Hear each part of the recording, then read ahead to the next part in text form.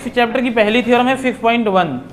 इसका दो नाम है। क्वेश्चन किस तरीके से आएगा, या तो डायरेक्ट बता देगा बेसिक प्रोपोर्शनैलिटी थ्योरम का स्टेटमेंट और प्रूफ भी करो, और क्या, या तो 6.1 या तो थेल्फ थ्योरम, या तो फिर स्टेटमेंट दे देगा, प्रूफ करने के लिए स्टेटमेंट दे देगा और प्रूफ करने को बोलेगा। ठीक है, तो इसमें क्या रहता है कि जैसे ये ट्राइंगल है ABC कोई ट्राइंगल है और D किसके पैरेलल है, BC के। ये बताया गया है कि D पैरेलल BC। अपने को प्रूव करना है AD upon DB equal to AE upon AC। समझ रहे हो, ये प्रूव करना है।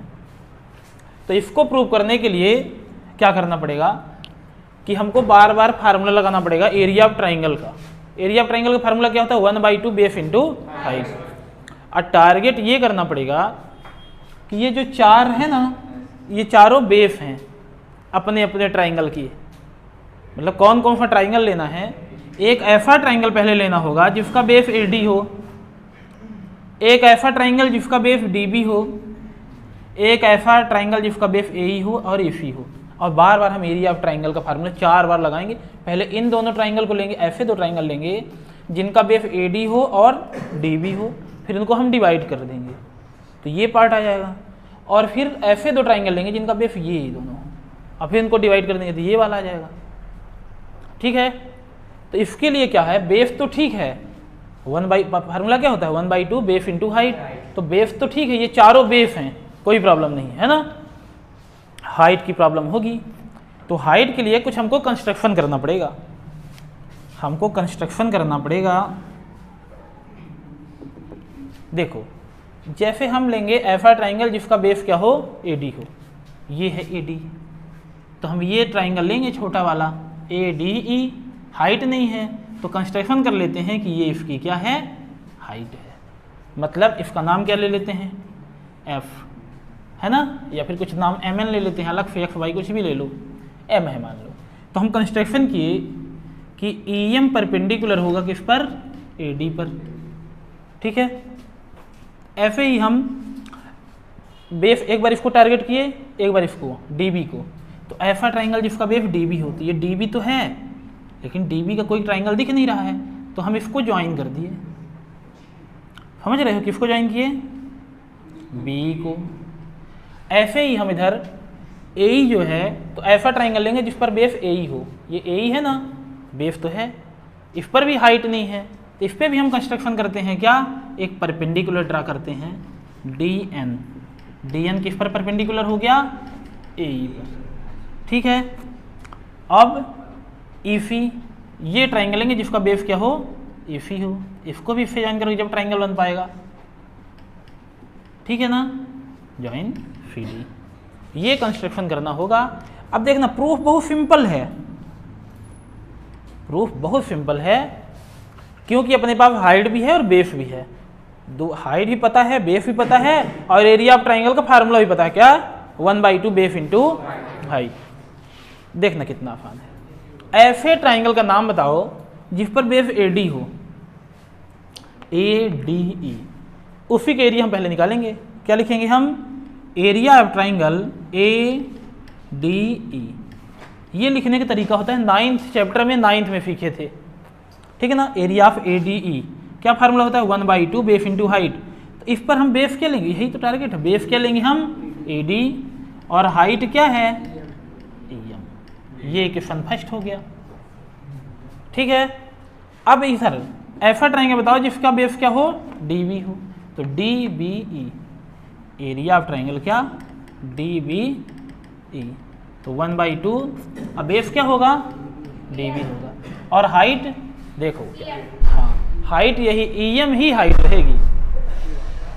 ठीक है, EM ही हाइट रहेगी। ये हो जाएगा क्वेश्चन नंबर 2। क्या है, हाँ जाओ ना, निकल जाओ यहाँ से, ना लायक। देखो ये दोनों ट्राइंगल, ये दोनों, रुको किसका बैग है, रुको वीडियो वहीं पे। तो देखो क्या है, इन दोनों का काम हुआ। एक बार इसको हम बेस, ऐसा ट्राइंगल ले जिसमें बेस AD हो, ऐसा ट्राइंगल ले जिसमें बेस DB हो, और दोनों का एरिया हम निकाल लिए। अब दोनों को डिवाइड करेंगे जब ना ये दिखेगा तो इक्वेशन फर्स्ट सेकंड को डिवाइड कर लेते हैं, ठीक। चाहे लिख के डिवाइड कर लो चाहे ऐसे direct. Area of A D E upon area of D B E equal to इधर 1/2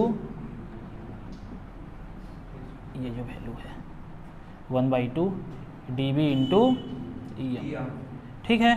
अब देखो क्या क्या कैंसिल हुआ, ये दोनों कैंसिल हो गए, ई एम अपना आ गया क्या, इधर ए डी बचा इधर डी बी। इसको थोड़ी अच्छे से लिख दो, इक्वेशन नंबर 3 दे दो। Area of A D E upon area of D B E, देखो आ रहा है पूरा उसमें, इक्वल टू क्या इधर आ गया A D upon D B. Equation number 3 इसका काम हो गया।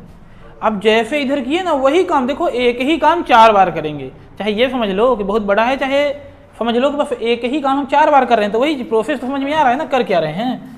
अब देखो इधर का काम हो गया। अब ऐसा ट्राइंगल लेते हैं जिसका बेस क्या हो, ए ई हो।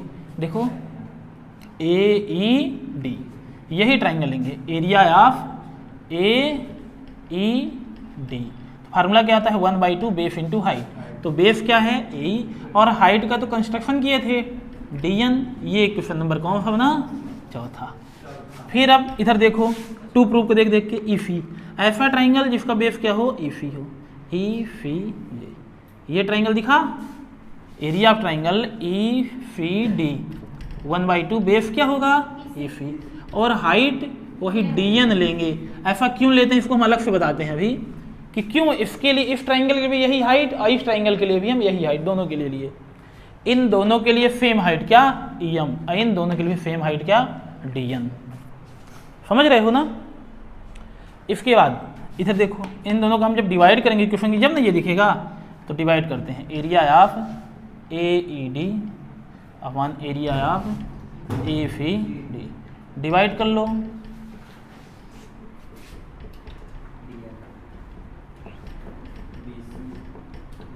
देखो हाफ से हाफ कैंसिल और डी एन कैंसिल, तो क्या इधर आया ए ई अपॉन ई फी, ठीक है ना। इसको थोड़ी अच्छे से इधर लिखते हैं, area of a e d upon area of e f d equal to आ चुका है a e upon e f. Equation number कौन सा 6।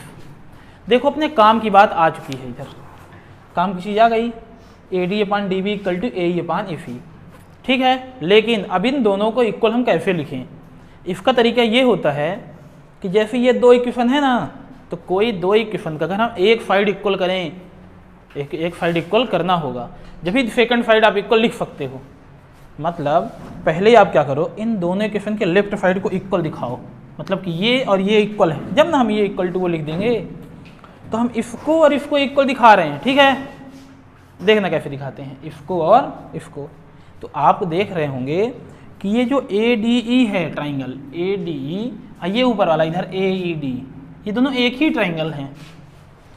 इसके जो न्यूमरेटर में ट्राइंगल लिखा हुआ है और इसके न्यूमरेटर में, ये दोनों ट्राइंगल एक ही हैं, तो इक्वल ही ना होंगे जब एक हैं। तो सिर्फ हमको दिखाना होगा ये दोनों ट्राइंगल कौन कौन से, डी बी ई और ई सी डी। यहाँ देखो डी ये वाला डी बी ई ये वाला ट्राइंगल और कौन सा ई सी डी ये वाला ट्राइंगल जो है हमको इक्वल दिखाना होगा, ठीक है ना। इक्वल एरिया इक्वल दिखाना होगा, तो दिखाते हैं एरिया कैसे इक्वल होगी। देखो क्या है, फिर 9th क्लास में चैप्टर 9 में ये पढ़े थे, चैप्टर 9 में ये पढ़े थे कि अगर कोई 2 ट्राइंगल या जितने भी ट्राइंगल हों अगर सेम बेस पर हैं और सेम पैरेलल साइड के बीच में हैं, 2 पैरेलल साइड के बीच में हैं, तो उन दोनों के ट्राइंगल के एरिया इक्वल होते हैं। इस ट्राइंगल को जब देखोगे डी बी ई को और ई सी डी को, दोनों का बेस हम ले सकते हैं किसको, डी को, और दोनों इन दोनों लाइन के बीच में ना है दोनों ट्राइंगल, और ये दोनों साइड क्या है पैरेलल है, ऐसा क्वेश्चन में ही गिवन है। इन दोनों जिसके डिनोमिनेटर है इनका एरिया इक्वल होगा, डायरेक्ट लिख दो, रीजन बताता हूँ। एरिया ऑफ क्या है डी बी ई इक्वल क्या होगा एरिया ऑफ इधर ए सी डी। क्यों इक्वल हो क्या, क्योंकि दोनों का सेम बेस है।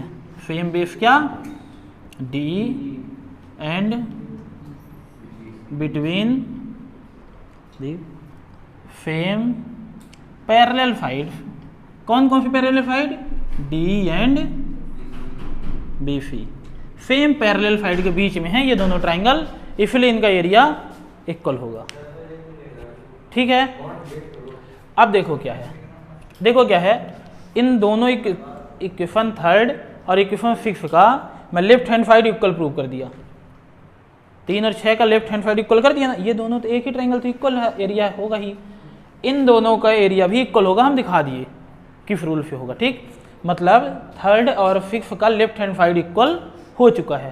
तो अब हम लिख देंगे क्या, फ्रॉम इक्वेशन 3 और 6 को देखो, फ्रॉम इक्वेशन थर्ड एंड 6 फिर हम लिख सकते हैं कि ये AD upon DB equal to क्या होगा, AE अपान EC। यही हमको प्रूव करना था, है प्रूफ, ये प्रूफ हो चुका है। ठीक है।